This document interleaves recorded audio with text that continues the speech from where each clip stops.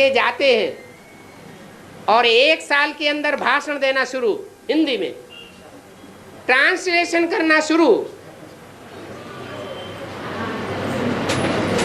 और लिटरेचर अपनी भाषा में लिखना शुरू कर देते हैं, अपनी भाषा में, पॉलिश भाषा में, इंटरनेट में लिटरेचर डालना शुरू कर देते हैं। बाप को हिंदी में लेटर लिखते हैं और हिंदी में लेटर मंगाते हैं। ये भाषा के लिए दोष कहें या आत्मा के कर्मों के लिए दोष कहें? है? वो विदेशी लोग, इतनी दूर की भाषा, और ये तो भारत की भाषा है, जहाँ की राजधानी हैदराबाद, आधा हिंदी और आधा उर्दू और आधा तेलुगु है। हाँ, तीनों भाषाएं अच्छे खासे जानकार हैं। वो क्या हिंदी नहीं सीख सकते? जब विदेशी लोग 1 साल में हिंदी सीख सकते हैं, तो यहाँ के जो एपी के लोग हैं, तेलुगु भाषा भाषी हैं, वो हिंदी नहीं सीख सकते? सीख सकते हैं। कोई कहे नहीं सीख सकते हैं तो प्रूफ मौजूद है। एक बहन ऐसी है जो का खा गा नहीं जानती, ABCD नहीं जानती थी हिंदी की। सरेंडर होने के बाद रो रही थी कि मैं बाबा से बात नहीं कर सकती। क्या? आंसू बह रहे थे, और 1 साल के अंदर भाषण देना शुरू कर दिया।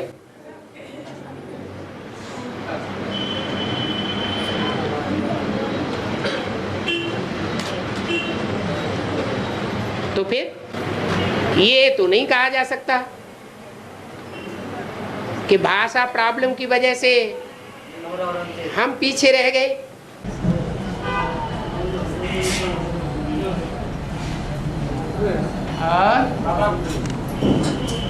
वार्तालाप 374 में कहा है, भारत अष्टदेव में जो मूर्तियाँ बनी गई है, अष्टदेव में जो भी मूर्तियाँ बनी है, हाँ, वो दक्षिण भारत से निकली हुई है।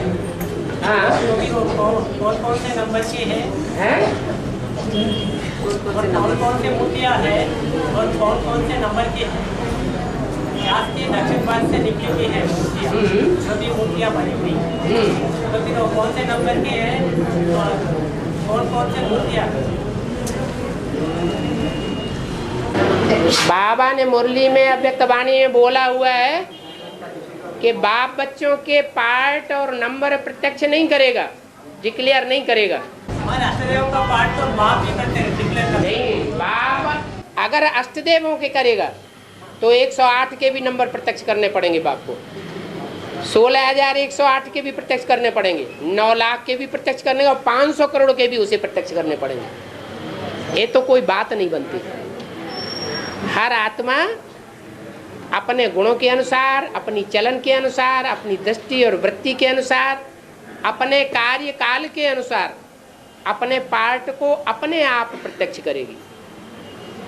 हर आत्मा का जन्म जन्मांतर का जीवन चरित्र जितना वो आत्मा अपने को जान सकेगी, उतना दूसरा कोई नहीं जान सकता। तो ये बात तो गलत है, पूरा प्रश्न ही गलत है। बाबा अभी जो भी नंबर डिक्लेयर है वो दोनों है तो उत्तर भारत में ही निकली है। अभी तक जो नंबर डिक्लेयर हुई ही नहीं, तो फिर कैसे कहेंगे दक्षिण भारत से निकला हुआ है? इसलिए पूछा जा रहा है।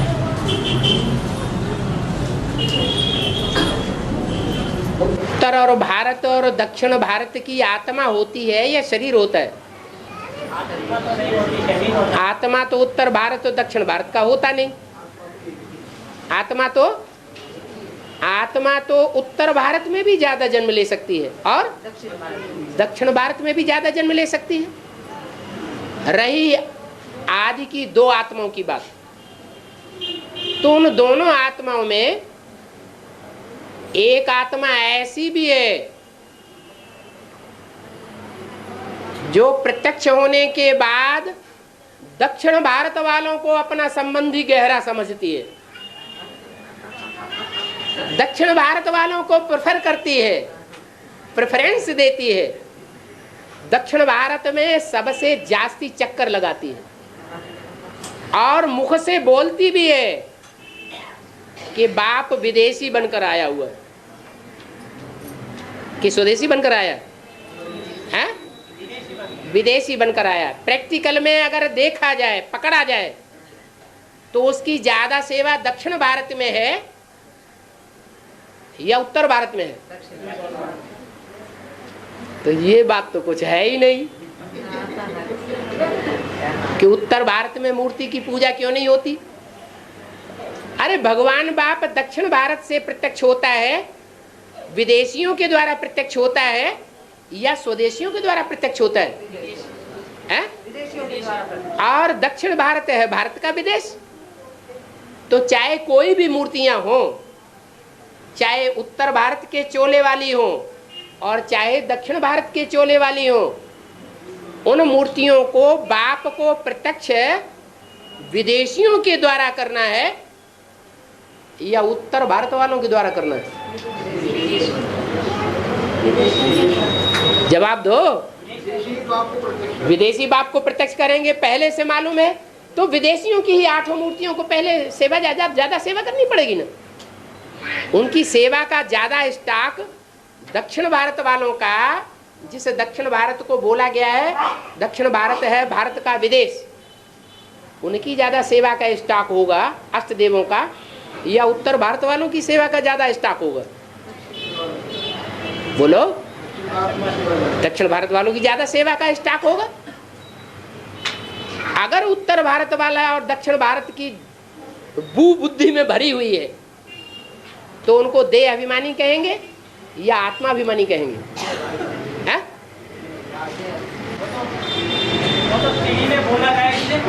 नहीं, जिनकी बुद्धि में उत्तर भारत और दक्षिण भारत का संघर्ष ज्यादा चलता है वो देह अभिमानी है या आत्मा अभिमानी है?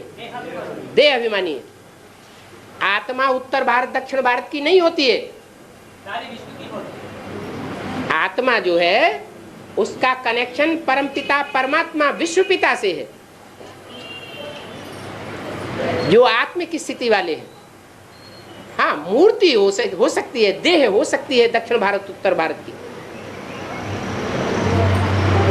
इसलिए दक्षिण भारत में जहां उन्होंने ज्यादा सेवा की है उस चोले के द्वारा, मूर्ति के द्वारा, तो दक्षिण भारत वाले उस मूर्ति की पूजा नहीं करेंगे, मंदिर नहीं बनाएंगे। हाँ? नहीं बनाएंगे। बनाएंगे तो ज्यादा मूर्तियां कहाँ मिल रही है? दक्षिण भारत में मिल रही है, वहीं उनकी पूजा होती है। उत्तर भारत में अष्ट देवों की मूर्तियां नहीं मिलती, उनके मंदिर नहीं बनते। क्यों? क्या दुश्मनी हो गई है? हाँ, उत्तर भारत की सेवा ही उतनी नहीं हुई है। जगदम्बा के द्वारा होगा क्या उनका सेवा? जगदम्बा अष्टदेव में है क्या? नहीं, अष्टदेवों से उत्तर भारत में सेवा नहीं हो रहा, तो जगदम्बा के द्वारा होगा। जो भी देवियां हैं उनकी पूजा उत्तर भारत में ज्यादा होती है या दक्षिण भारत में ज्यादा होती है? क्यों?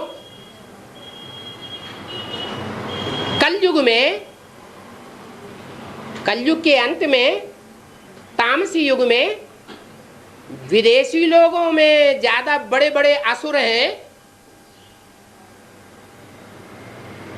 या स्वदेशी लोगों में ज्यादा बड़े बड़े असुर हैं? उत्तर भारत में बड़े बड़े असुर हैं, चोरी चकारी करने वाले, गुंडागर्दी। ज्यादा बदनाम कौन है, उत्तर भारत वाले या दक्षिण भारत वाले?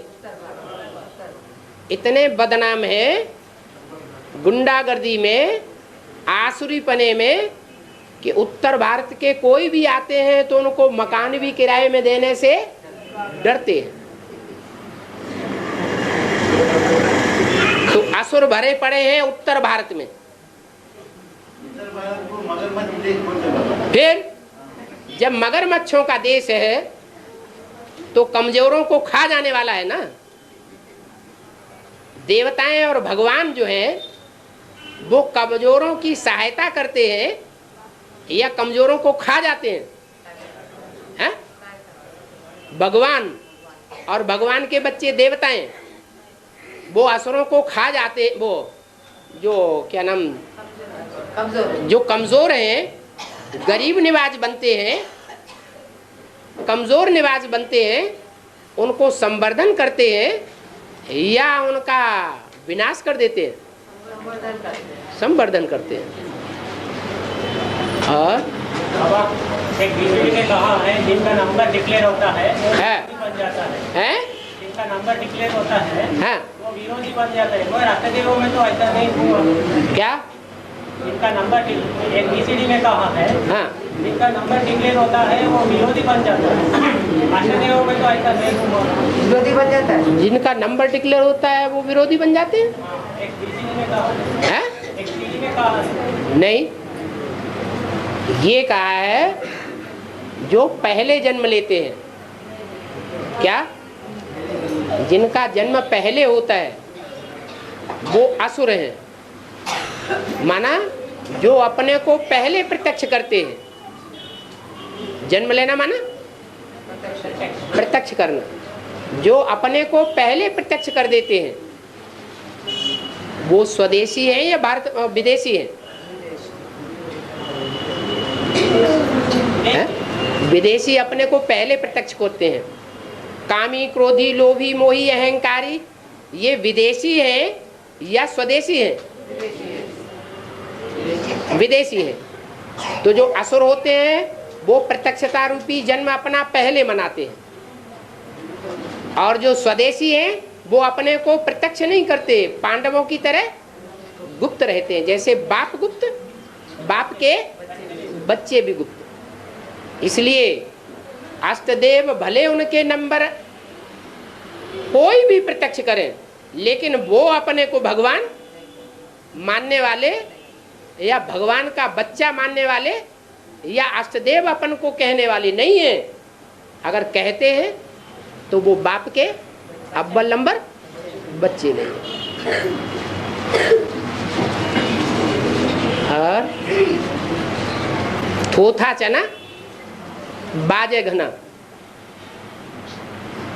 अधजल गगरी छलकत जाए। आधा जल से भरी हुई गगरी ज्यादा छलकती है या पूरी भरी हुई गगरी ज्यादा छलकती है? तो जो गहरे होते हैं, भरे पूरे होते हैं, वो अपने को अपने आप प्रत्यक्ष नहीं करते। ये भारत की परंपरा है। क्या? कोई दुकान खोलेंगे तो बाप का नाम दुकान में डालेंगे या बच्चों का नाम दुकान में डालेंगे? एंड सन्स कंपनी, एंड से पहले बाप का नाम होगा। पहले बाप को प्रत्यक्ष करें तो अष्टदेव की लिस्ट में है, और जो अपने को प्रत्यक्ष कर दे, क्या मेगा प्रोग्राम बनाओ, बड़े बड़े पोस्टर छपाओ, बड़े बड़े पोस्टर में अपना चित्र, अपना फोटो डाल दो, त्रिमूर्ति शिव प्रत्यक्ष हो जाओ। भगवान की ये तीनों मूर्तियां हैं जो स्थापना, पालना और विनाशकारी है। तो पोस्टर छपा करके अपने को प्रत्यक्ष करने वाले वो देवता हैं या असुर हैं? है? क्या है? वो तो असुर हो गए। पांडव तो गुप्त होते हैं, गुप्त रह करके पुरुषार्थ करते हैं। उनका दान, मान, पद, सेवा सब गुप्त रहती है।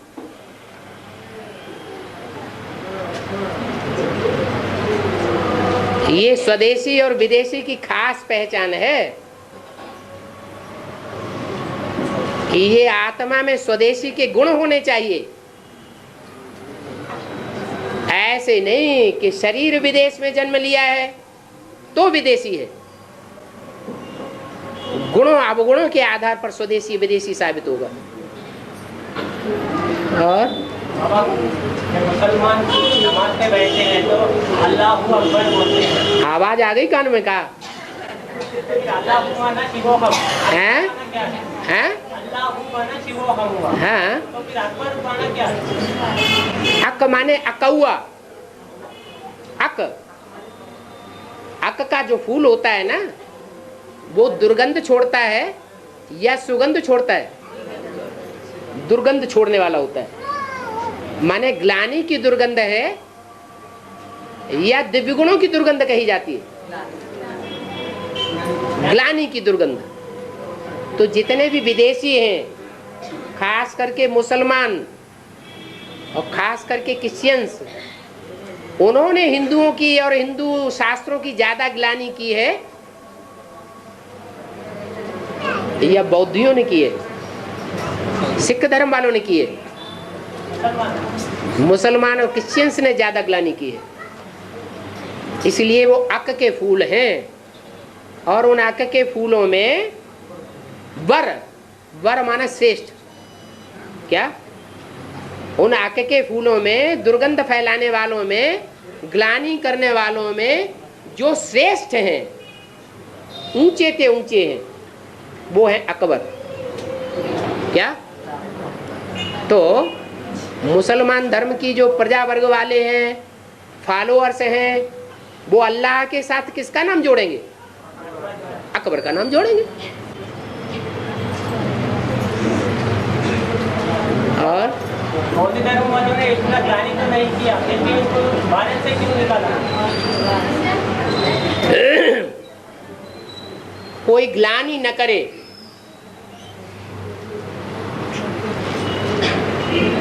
लेकिन भगवान को न माने, भगवान की रचना को भी न माने।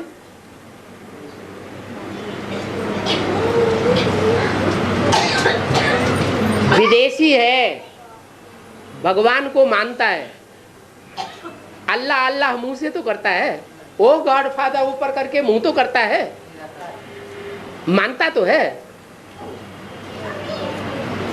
जन्नत को, पैराडाइज को मानता तो है, अल्लाह की रचना तो मानता है। ये तो नहीं कहता कि क्राइस्ट ने पैराडाइज स्थापन किया, ये तो नहीं कहता कि मोहम्मद ने जन्नत बनाई, कहता है? गॉड फादर को ही मानता है ना। तो बौद्ध ज्यादा श्रेष्ठ हुए, बौद्धी ज्यादा श्रेष्ठ हुए, या भगवान को और भगवान की रचना को मानने वाले ज्यादा श्रेष्ठ हुए? नास्तिक कौन हुए और आस्तिक कौन हुए? वो आस्तिक हैं, और जो नहीं मानने वाले हैं वो नास्तिक हैं। इसलिए नास्तिक धर्म कौन से धर्म से शुरू हुआ? बौद्ध धर्म ही है जहां से नास्तिकता की शुरुआत होती है। क्या? एक बौद्ध धर्म ही ऐसा है जिसमें भगवान क्या होता है ये नहीं बताया गया, स्वर्ग क्या होता है ये नहीं बताया गया, आत्मा क्या होती है वो नहीं बताया गया। न आत्मा को मानते, न परमात्मा बाप को मानते, न उसकी रचना स्वर्ग को मानते, तो वो नास्तिक हैं या आस्तिक हैं? नास्तिक ठहरे। नास्तिकों से दूर रहना चाहिए या परिवार को खराब कर देंगे? है? नास्तिकों तो दूर ही रखना चाहिए। तो देश निकाला कर दिया क्या, बुरा कर दिया क्या? है? हिंसा का असली अर्थ मालूम है? और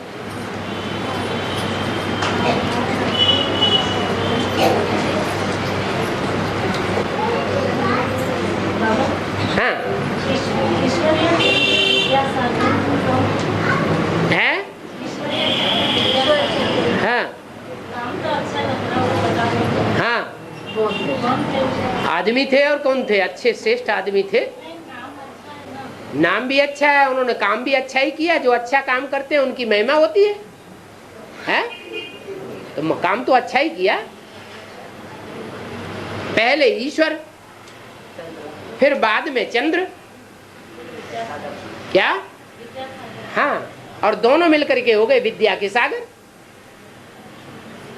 क्या? शिव शंकर भोलेनाथ ईश्वर हो गए, चंद्रमा हो गया चंद्र, और दोनों मिल गए तो विद्यासागर हो गए।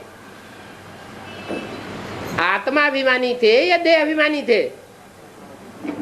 है? कैसे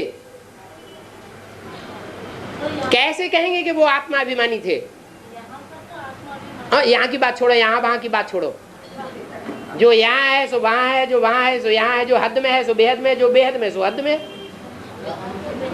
हाँ, वहां देह अभिमानी थे? नहीं, उनकी जो कहानी है उसमें एक बात प्रसिद्ध है, उन्होंने कौन सा काम करने में अपनी हेट ही नहीं समझी है?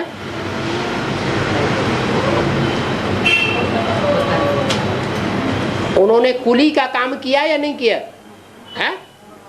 ये देह अभिमान की निशानी है या आत्मा अभिमानी की निशानी है? फिर चाहे छोटा काम हो और चाहे बड़ा काम हो, जन सेवा के हिसाब से कोई भी प्रकार की सेवा छोटी बड़ी नहीं होती है। ये आत्माभिमानी की निशानी है। और बाबा जगदम्बा कहते हैं तो प्रजापिता का भी माँ है ना, तो फिर वो देवकी है, देवकी है क्या? जगदम्बा कहते हैं तो प्रजापिता का भी माँ है ना, तो फिर उसको देवकी कहेंगे। वो हमेशा विकारों की जेल में रहती है क्या? है? देवकी हमेशा विकारों की जेल में रहती है। प्रत्यक्ष होने से पहले भी देवकी, भगवान के प्रत्यक्ष होने से पहले भी जेल में रहती है, और प्रत्यक्ष होने के बाद भी लंबे समय तक जेल में रहती है। रहती है कि नहीं? है? रहती है। तो जगदम्बा क्या सदैव जेल में रहती है? है? सदैव तो नहीं रहती, इसलिए उसको देवकी तो नहीं कह सकते। वही जो विकारों की जेल में अभी भी पड़ी हुई है। कृष्ण का जन्म हो जाता है तो भी कहाँ पड़ी हुई है? तो भी विकारों की जेल में पड़ी हुई है। यहाँ ब्राह्मणों की दुनिया में कृष्ण का पहला जन्म, द्विजन्मा की जगह जो पहला जन्म है वो कब हुआ? अरे कृष्ण के पहले जन्म की प्रत्यक्षता हुई या नहीं हुई? कब है? 98 में बताया, हम नहीं मानते हैं। 89 में कृष्ण का पहला जन्म हुआ। तो जो पहला जन्म हुआ उस समय देवकी उस समय के बाद भी और अब तक भी जेल में है या जेल से मुक्त हो गई? भगवान को पहचान लिया या नहीं पहचाना? है? पहचान लिया। जब कृष्ण मिलने आते हैं जेल में तो वसुदेव देवकी उसको उनको पहचानते हैं या नहीं पहचानते हैं? नहीं पहचानते। तो विकारों की जेल में आत्मा जब तक है तब तक पहचानेगी नहीं। अरे ज्ञान मिलने के बाद थोड़ा तो मानसिक रूप से तो विकारों की जेल से मुक्त हो जाए, वो भी नहीं। किसी ने कहा है सबसे बड़ा रावण की जेल में है जगदम्बा।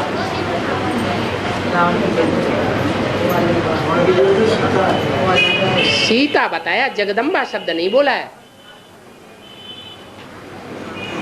हाँ, और बड़ी माँ को जगदम्बा कहेंगे और छोटी माँ को वैष्णवी देवी लक्ष्मी कहेंगे। तो फिर जाम्बावती को जगत की अम्बा, सारे जगत की अम्बा है।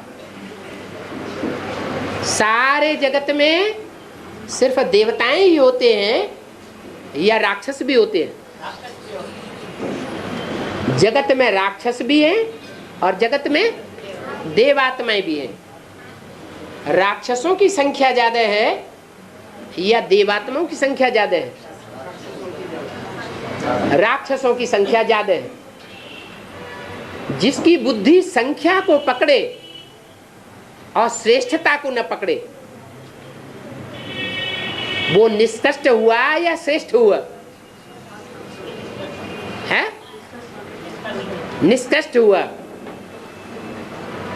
तो दुनिया में और धर्म के जितने भी हैं सब विधर्मी हैं, और विधर्मियों की अंबा है। देवताएं बहुत थोड़े हैं और वो भी पहचान में नहीं आ रहे हैं। क्या?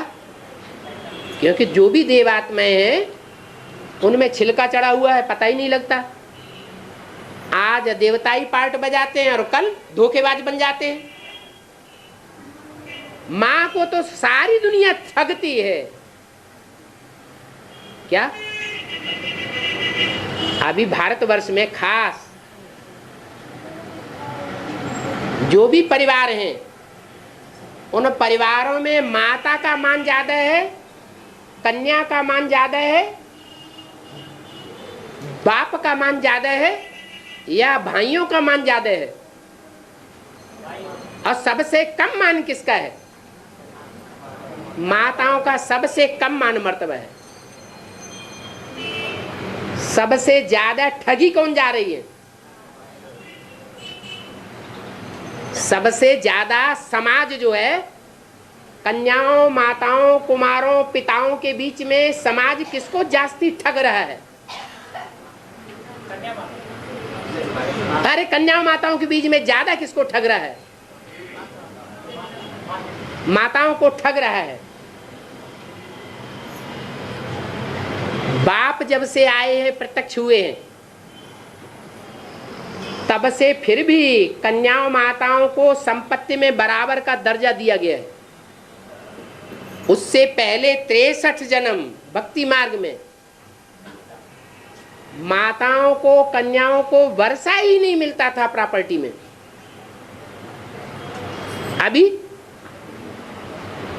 अभी कन्याएं चाहें तो कोर्ट से लड़ाई लड़ लेती हैं, क्योंकि दूसरे परिवार की हो जाती हैं, स्वतंत्र हो जाती हैं। उनको दूसरे परिवार से सहयोग मिल जाता है और कोर्ट में चढ़ करके अपना हिस्सा ले लेती हैं।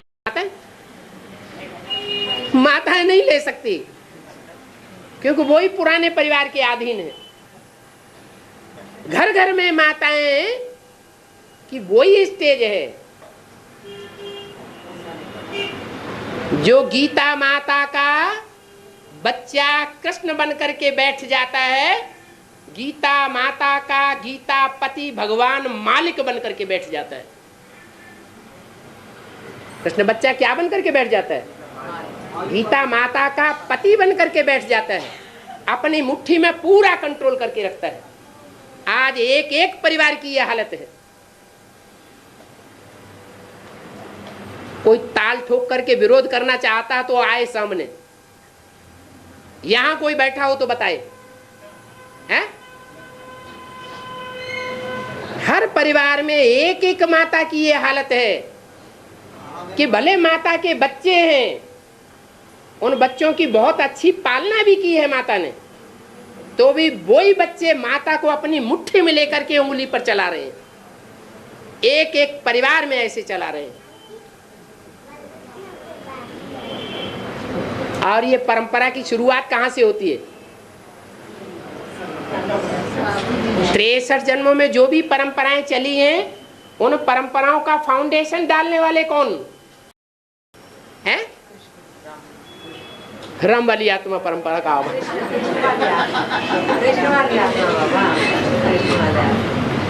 कृष्ण वाली आत्मा ही सिर्फ नहीं,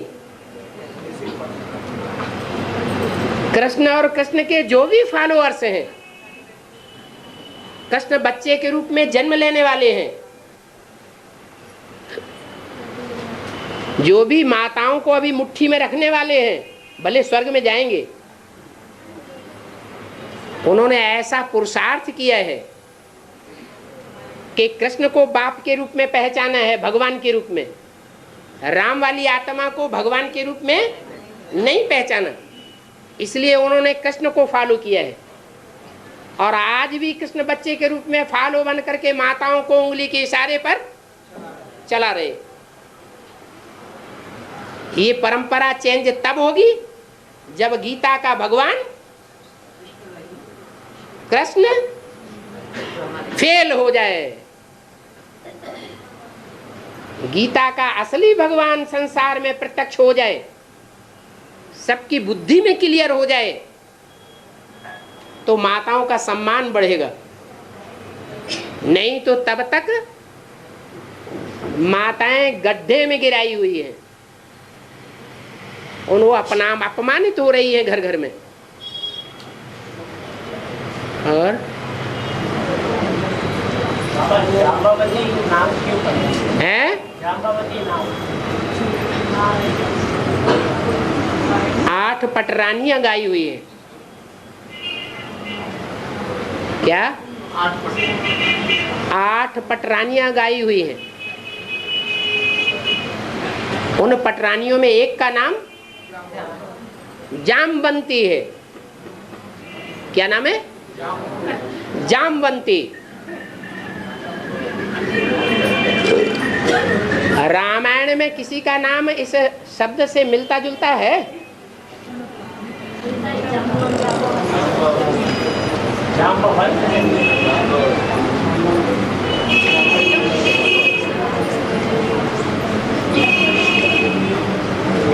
है?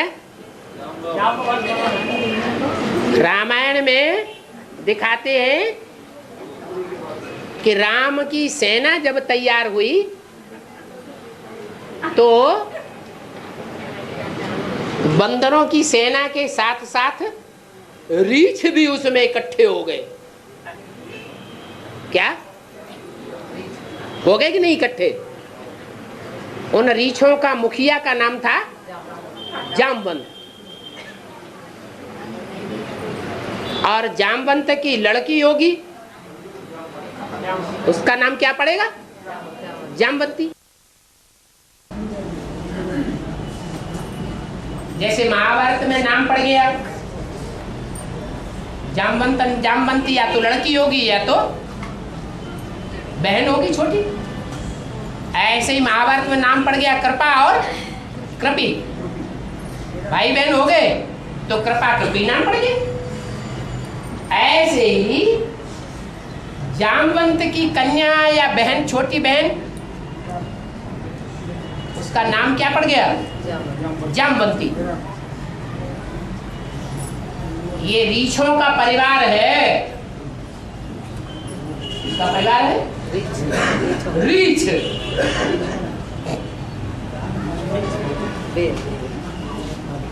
बियर।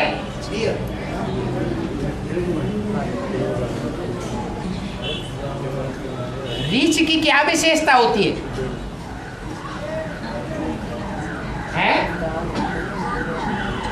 बहुत बाल होते हैं। है? बहुत बाल होते हैं। हाँ, और धर्म वालों के इतने बाल नहीं होते हैं शरीर में। और जो रीछ संप्रदाय है उनके शरीर में ढेर बाल। बताओ वो कौन सा धर्म है? इस्लाम है? नहीं, कोई भी बुद्धि में नहीं आ रहा है। सिख, कोई भी सिख को स्नान करते हुए देखो, और धर्म वालों के मुकाबले उसमें उनके शरीर में ज्यादा बाल होते हैं या नहीं होते हैं? बहुत बाल होते हैं। और बाल जो है, ज्यादा बाल होना ये विकारी होने की निशानी है या निर्विकारी होने की निशानी? विकारी होने की निशानी है। विकारी होने की निशानी, ज्यादा विकारी होने की निशानी है। इस बात को उन लोगों को सीधा सीधा सुनाएंगे तो हो सकता है बिगड़ जाए। है? तरीके से सुनाना चाहिए कि देखो, हिंदुस्तान में जो स्वतंत्रता प्राप्त की गई और स्वतंत्रता के लिए जो विधर्मियों से लड़ाई लड़ी गई, उसमें सबसे जास्ती बलिदान किसने दिए? सिख धर्म वालों ने बलिदान दिए। हिंदुओं ने इतने बलिदान क्यों नहीं दे पाए? क्या कमी थी? प्योरिटी थी। है? प्योरिटी थी ना? नहीं, विष से विष मारा जाता है और लोहे से लोहा काटा जाता है। जितने भी भारत के ऊपर आक्रमण हुए विदेशियों के, चाहे मुसलमानों के हुए हो चाहे क्रिश्चियंस के हुए हो, आक्रमणकारी पश्चिम की ओर से आए या उत्तर दक्षिण पूर्व से आए, पश्चिम से आए, तो जहां से भी आक्रमण हुए उन आक्रामकों ने आकर के भारत पर आक्रमण किए और भारत में ही आकर के बस गए, क्योंकि भारत जैसी धरणी और कोई देश में नहीं होती। तो भारत में ही आक्रामक आए हिस्ट्री में और यहीं आकर के बसते रहे। तो उनके संग का रंग पश्चिम भारत वालों को, पंजाब वालों को, हैदराबाद वालों को पहले लगेगा या पूर्व भारत वालों को पहले लगेगा? पहले पश्चिम भारत वालों को पहले संग का रंग लगता है। तो विदेशियों में जो मुख्य हैं कामी इस्लामी और क्रोधी क्रिश्चियंस, उनके काम विकार और क्रोध विकार का ज्यादा अंश, ज्यादा संग का रंग पश्चिम भारत वालों को पहले लगता है या पूर्व और दक्षिण भारत वालों को पहले लगता है? पश्चिम भारत वालों को पहले, चाहे वो सिंधी हो, सिंधी ब्राह्मण हो और चाहे वो पंजाबी खून हो। पंजाब में विशेषकर कौन सा धर्म फैला? सिख धर्म। सिख धर्म। तो जो भी सिख हुए संघ के रंग से जास्ती भिखारी बन गए और उनमें इतनी विकृति आ गई, इतना विष भर गया, इतना लोहे का तत्व भर गया कि उन्होंने उन क्रिश्चियंस से और मुसलमानों से टक्कर ले ली। हिंदुओं में वो ताकत नहीं थी। तो अच्छा हुआ या बुरा किया? सिखों ने अच्छा किया या बुरा किया? अच्छा किया। अच्छा किया। जो होता है ड्रामा में अच्छा अच्छे के लिए होता है। इसलिए जामवंत का गायन है कि राम की सेना बंदरों की तो थी, फिर भी जामवंत अगर सहयोगी न बनते तो राम की विजय नहीं होती।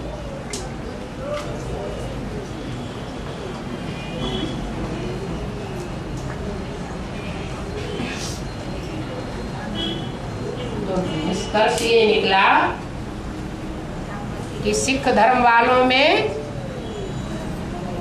जो राज करेगा खालसा, वो खालिस आत्मा एडवांस पार्टी में सबसे पहले बाप की बनती है।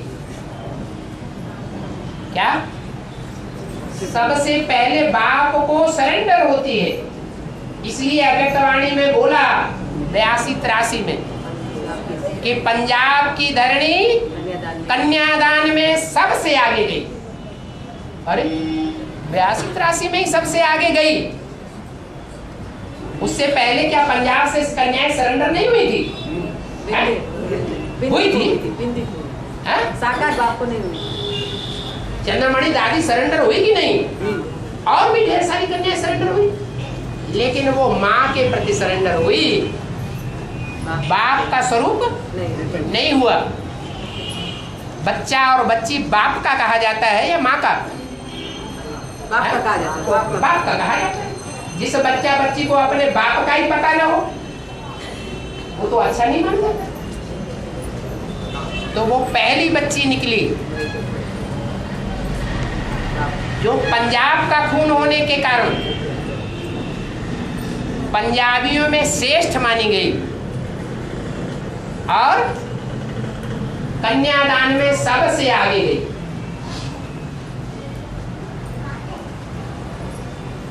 तो जो सबसे आगे जाएगा,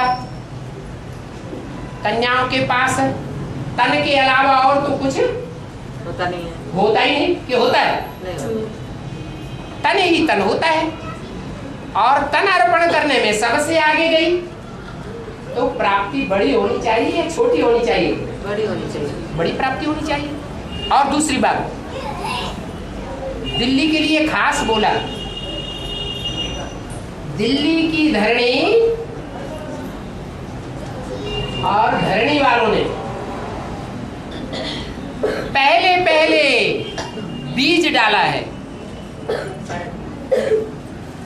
इसलिए जो पहले बीज बोते हैं वो ज्यादा प्राप्ति करते हैं, या जो मध्य में और अंत में बोते हैं वो ज्यादा प्राप्ति करते हैं। पहले जो बोलते हैं, जो पहले बीज बोता है वो ज्यादा प्राप्ति का हकदार बन जाता है। पहली फसल बोई हुई ज्यादा फल देती है। तो दिल्ली वालों को ये खास वरदान मिला हुआ है कि कितने भी विरोधी बने, आज से अंत तक भी विरोधी बने, लेकिन बाप को इस बात में उन्होंने बांध लिया है कि अंत तक बाप का सहयोग लेने के अधिकारी है। क्या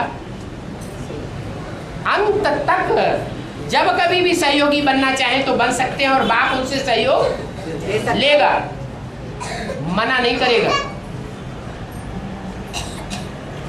तो कौन सी खासियत हुई जो इतनी बड़ी प्राप्ति, इतना बड़ा वरदान हमको मिल जाता है? पहले समर्पण, पहले अर्पित होगी। इसलिए जो जामवंती है वो जामवंत ऋष से कनेक्टेड है। महाभारत में भी उसका नाम जामवंती है। क्या? जामवंती, सिख धर्म से कनेक्टेड। फिर सत्यभामा को भा माने हुई, सत्य माने सच्ची, और माँ माने अम्मा। क्या हुई? सत्य भा माँ, जो सच्चाई में माँ हुई। प्रैक्टिकल जीवन में जो सच्चाई में माँ होगी वो बच्चे की ग्लानि करेगी या बच्चे की महिमा करेगी? बच्चे की महिमा है? महिमा करेगी। महिमा करेगी। बाप प्रत्यक्ष होता है, उस बाप की प्रत्यक्षता में इसने बहुत महिमा करके दिखाई, इतनी महिमा की, इतनी सेवा की कि बाप ने उठा करके उसको प्यार के मारे अपने सर पर बैठा लिया। बहुत प्यारा बच्चा होता है ना, बहुत दुकान संभालता है ना, छोटा बच्चा बहुत भाग दौड़ करता है, दुकान से घर, घर से दुकान, तो बाप को प्यार आएगा ना, तो सर माथे पर चढ़ाए लेते। कौन सी देवी है, कौन सी पटरानी है जो सर माथे पर चढ़ाई हुई है? सत्यभामा। बाबा वार्तालाप 12 में कहा है सुख के समय साथ दिया, वार्तालाप 12 में कहा है सुख के समय साथ दिया, सुख के समय, हाँ हाँ, दुख के समय छोड़कर चली गई, दुख के समय छोड़ के चली गई। हाँ, क्योंकि जैसे जगदम्बा बड़ी माँ 84 में आई, फिर 99 में फिर गुप्त हो गई। 84 में क्यों आई? 83 में, 83 या 84, 83, 84 में, 83 में तो 13 हुआ। सरेंडर हुई बने। हाँ, लेकिन ज्ञान में तो शुरुआत से ही आती है, वो है ही जगत की अम्बा। तो एडवांस पार्टी वालों की अम्बा नहीं होगी? सन 76 से एडवांस पार्टी शुरू हुई, तो पहले अम्मा होगी कि एडवांस पार्टी होगी? अम्मा होनी चाहिए कि नहीं होनी चाहिए? हा? और वैसे भी सन्यासी जो लोग जब देवियों की पूजा करते हैं ना, तो जब 9 देवियों का सिलेक्शन करते हैं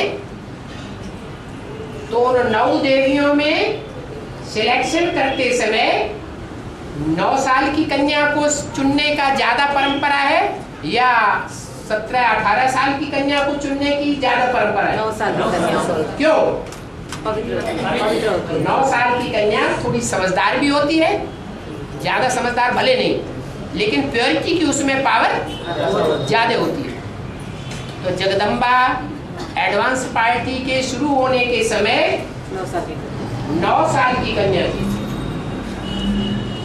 अभी भी एडवांस पार्टी में जो भी कन्याएं आती हैं, जो 9 साल की कन्याएं होती हैं, उनको प्रेफरेंस दिया जाता है।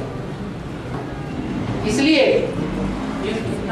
लड़की की पावर ज्यादा है। बड़ी होगी तो समाज में, मोहल्ले पड़ोस में, संबंधियों में कहीं न कहीं कनेक्शन में आने के कारण प्योरिटी में थोड़ा जोखिम आ सकता है, ना। लेकिन 9 साल की कन्या को कोई जोखिम होने का सवाल ही नहीं। आज भी सन्यासी सिलेक्ट करते हैं 9 साल की कन्या को। कहाँ की यादगार? संगम की यादगार।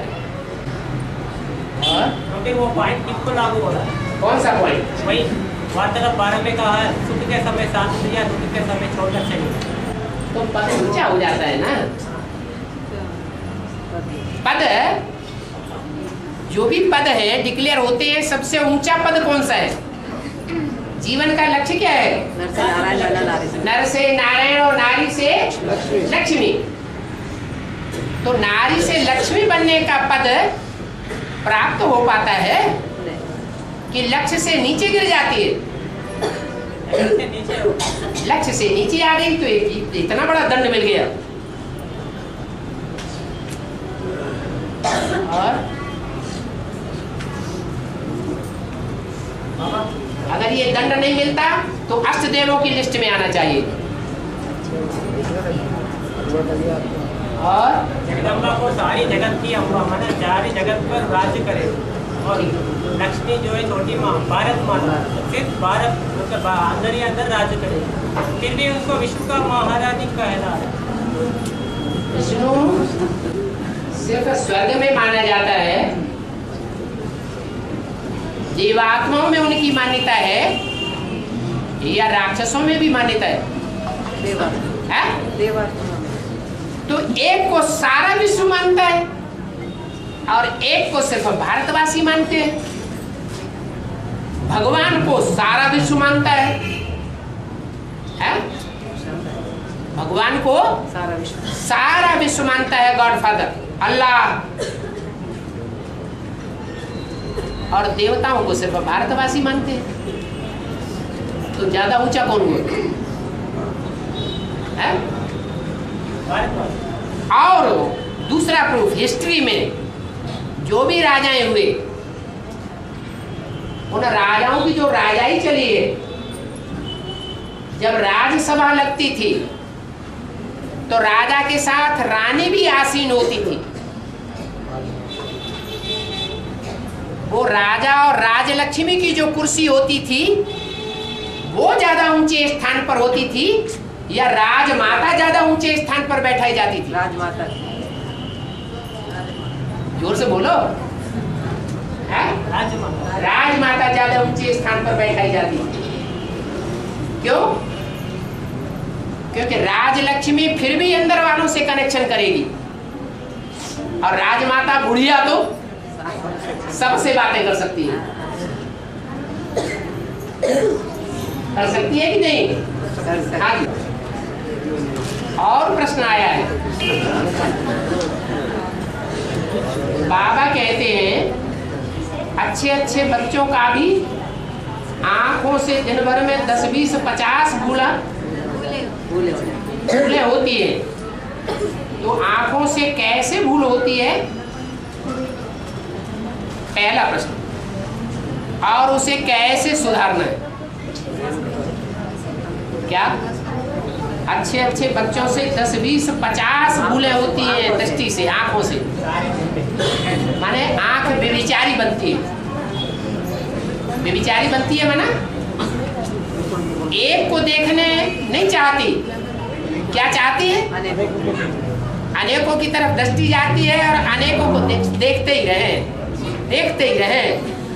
मन की आंखों से भी देखते रहे और तन की आंखें वो भी ललचायमान रहती है। हाय हाय हमको यही मिल जाता, इसी से हो जाती, कहाँ फंस गए आकर के।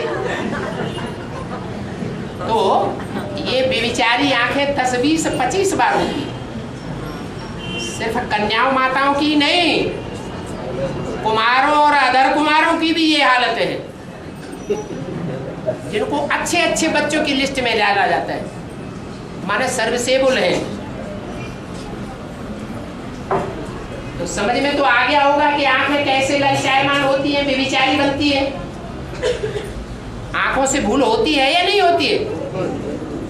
अरे न समझ में आया हो तो बता दो। प्रश्न है, आंखें कैसे भूल होती है? आंखों से,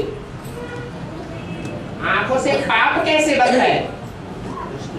सबसे जास्ती अंधा बनाने वाला अंग कौन सा है? सबसे जास्ती धोखा देने वाला अंग कौन सा है? आंखें हैं सबसे जास्ती धोखा देने वाली। पता ही नहीं चलता हम धोखा खा गए। ऐसा धोखा खा जाते हैं कि जिसको आंख से 1 सेकंड 10 सेकंड भी देख लिया, बस उधर ही बुद्धि जाती है। बार बार रोकना चाहे बार बार उधर जाती है, क्योंकि पूर्व जन्म का हिसाब किताब होगा तो 1, 2, 10 सेकंड भी अगर देखेंगे, ज्यादा जन्मों का हिसाब किताब होगा तो जल्दी भूलेगा नहीं, वो याद जरूर आता रहेगा। कितनी भी मेहनत करें, अनेक जन्मों का संग किया है तो वो 10 सेकंड का जो संग हुआ वो जरूर याद आएगा। अगर ऐसा न हो तो बाबा को मुरली में ये डायरेक्शन देने की जरूरत नहीं है कि जिससे लगाव लग जाए उसका तो मुंह भी नहीं देखना चाहिए। ये डायरेक्शन क्यों दिया बाबा ने? नहीं, इसलिए दिया कि 10 सेकंड जिसको देखा है ब्राह्मण जीवन में सिर्फ एक बार, और वो लगातार याद आ रहा है, अगर उसको दोबारा फिर देख लिया तो क्या हो जाएगा? वो अटैचमेंट और पक्का हो जाएगा। क्योंकि श्रीमत की बरखिलाफी की। श्रीमत क्या है? क्या श्रीमत है?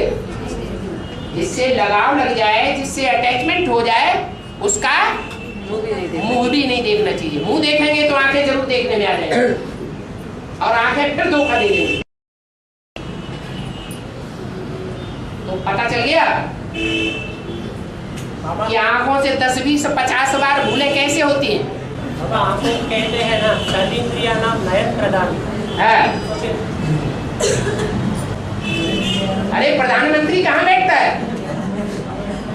ऊपर ये राजा है, प्रधानमंत्री कहाँ बैठेगा? राजा के आसपास ही बैठेगा ना। तो आंखें हैं प्रधानमंत्री। अगर धोखा देने पे आ जाए तो ये जितना धोखा राजा को दे सकते हैं उतना और कोई व्यक्ति धोखेबाज नहीं बनेगा। तो एक प्रश्न का समाधान हो गया। क्या? आंखें धोखा कैसे देती हैं 10, 20, 50 बार? वो व्यक्ति 10, 20, 50 बार देखने को नहीं है क्या? एक ही बार भले देखा हो, लेकिन वो आंखें चेहरा सामने आ जाता है। हाँ हाँ, जो साकार आंखें हैं उनके सामने वो चेहरा सामने आ जाता है, बार बार सामने आता है। बाबा उनसे बचने के लिए बाबा ने दिखाया ना, देखते हुए ना देखो, देखते हुए ना देखो बाबा ने। तो वो तो ठीक है, देखते हुए ना देखे तो ठीक है, उससे बच सकते हैं ना। लेकिन जो श्रीमत मिली हुई है, क्या जो बार बार याद आए, माने अटैचमेंट हो गया। लगाव की निशानी क्या है? लगाव की निशानी है जिससे लगाव लग जाएगा, वो बार बार बुद्धि में स्मृति में आवेगा, आंखों के सामने आ जाएगा। तो क्या करना है? हाँ, जिससे लगाव लग जाए उसका मुंह भी नहीं देखना है। चलो,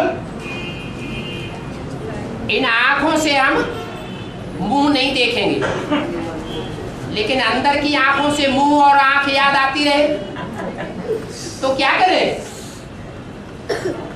क्या करें उसी समय? बाप की आंख देखें, बाप का चेहरा देखें तो काट हो जाएगा, क्योंकि बाप से बड़ी चुंबक और कोई है नहीं। लेकिन कोई लोहा ऐसा होता है जिसको चुंबक तुरंत पकड़ लेती है, और कोई लोहा ऐसा होता है कि उस पर पालिश चढ़ा दी, चढ़ाई जाती कि नहीं, उस पर कुछ कवर चढ़ा दिया जाता है, भले पतला कवर है, लेकिन ऐसा कवर चढ़ जाता है कि वो उसको खींचता ही नहीं। तो टाइम लगेगा ना, हिम्मत नहीं हारना चाहिए कि हम तो इतनी बार काट कर दिया, इतनी बार बाबा को याद किया, फिर भी याद आ जाता है। जितनी बार याद आए उतनी बार बाप को लिख करके देना चाहिए। लेकिन बाप तो कहते हैं कि एक बार लिख करके दिया माफ, दूसरी बार लिख करके दिया माफ, तीसरी बार माफ नहीं होगा, ज्यादा से ज्यादा 3 बार माफ होगा, फिर माफ नहीं होगा। तो फिर बार बार लिखने से फायदा क्या? ऐसा नहीं, बाप का डायरेक्शन मिल सकता है। बाप का डायरेक्शन है कि कर्मेंद्रियों से जो कर्म करते हैं, क्या कर्मेंद्रियों से जो कर्म करते हैं उसका पाप बन जाता है। अगर मन के अंदर संकल्प आया तो उससे पाप नहीं बनता है। तो बल मन में बार बार वो चेहरा और आंखें याद आती है, लेकिन सच्चे दिल से बाप को अपने संकल्पों तक पोता मेल देते रहे तो आखिरी क्या होगा? आखिरी याद आना बंद हो जाएगा। तो यही सुधार का तरीका है। याद के सिवाय और दूसरे तरीके से पाप और पापियों से छुटकारा मिल नहीं सकता। बाबा, हाँ, ये देव विनाशी है बोल के उसका रूप का चिंतन करने से हो सकता है उससे? है? विनाशी रूप है ना बाबा? बाबा का रूप विनाशी है। बाबा का नहीं, जो शक्ल खूबसूरत का शक्ल विनाशी है ना। हाँ, वो तो सभी जानते हैं। ये आदि मांस का पुतला है बोल के इसका ऐसा वो चिंतन तो सभी जानते हैं कि जो भी रूप है विनाशी इस दुनिया में बाप के अलावा जो भी हम इन आंखों से देखते हैं वो सब विनाशी विनाशी है। इसमें तो कोई नई बात नहीं अड्डी मांस का पुतला समझने से विचार नया है, याद नहीं आएगा। है। अड्डी मांस का पुतला समझना जो भी खूबसूरत है ना, वो याद आने से विनाशी है, याद करने से याद नहीं आएगा क्या? सिर्फ बाबा को याद करने से होगा, या तो ऐसा समझना चाहिए सारा विनाशी है, ऐसा समझना चाहिए। देवभान होगा तो विनाशी मालूम ही नहीं पड़ता है। नहीं पड़ता। देवभान होगा तभी तो देह वाला याद आएगा। अपने को आत्मा समझ करके जो पक्का बैठ गया उसको देहधारी याद क्यों आएगा?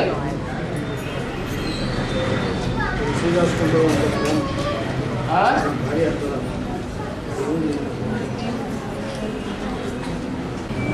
एक तो ये भूल कैसे होती है बार बार, और भूल को कैसे सुधारना है वो बाबा ने मुरली में बता दिया। अपने को आत्मा समझ आपको याद करो।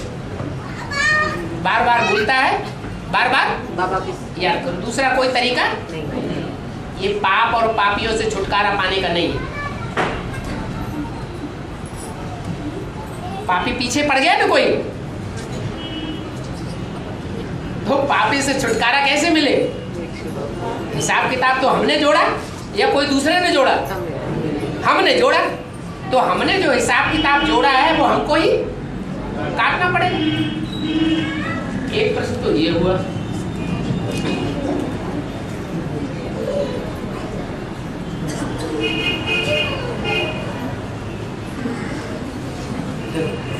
सफाई आई है। बाबा जो कागज हाथ में है वो छाया माता जी का सवाल है, हमारा नहीं है। हे भगवान।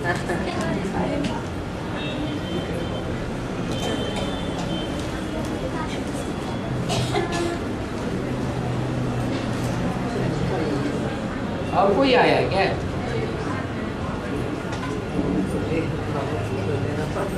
ये भी कागज हाथ में आया है। एक तो छाया माता ने लिखा है।